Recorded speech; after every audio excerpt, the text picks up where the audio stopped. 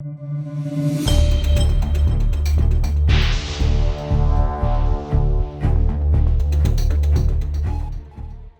Reliance Industries has agreed to buy Future Group's retail business across apparel, lifestyle, and grocery segment. This will help the oil to media conglomerate control near 40% of India's organized retail market. It's a complex deal and can be divided into two broad points.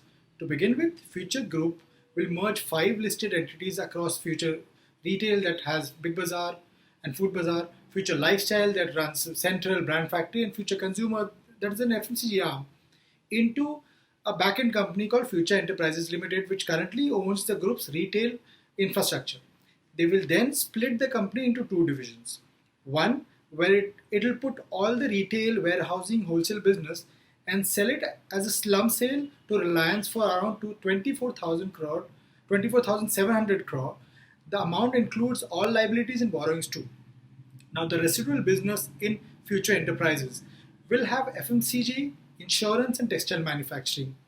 Even in this, Reliance will put another 2,800 crore for a minority stake because FEL is largely linked to Big Bazaar and Central stores because they supply all the private labels to this company. Now, what does Reliance exactly get out of this deal? The acquisition gives Reliance Retail a network of nearly 1,800 stores and brings in about 26,000 crore in additional sales. This will create a $26 billion retail empire, 7 times bigger than its nearest rival, Avenue Supermarts, that runs D-Mart. So far, Reliance hasn't really made a dent in the grocery and apparel segment as it has in electronics. So India's retail market size is about $635 billion. That is around 42 lakh crore, which is split in favor of grocery that controls for 59% stake, 59% share, and other categories such as apparel, footwear, and electronics.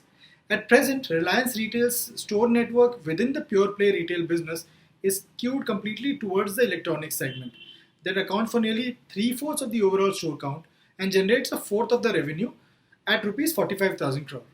In comparison, the grocery segment with 800 stores makes up just 7% of its store network but accounts for a fifth of its sales at 34,600 crore, indicating the potential clout that Reliance could achieve by adding the grocery stores by Future Retail. Now, fashion and lifestyle retail stores account for 20% of Reliance retail outlets right now and contribute around 8% of the overall sales. Future Lifestyle manages about 400 stores across formats such as Central, Brand Factory, and nearly 3 dozen apparel brands such as Lee Cooper, Clarks, and Indigo Nation.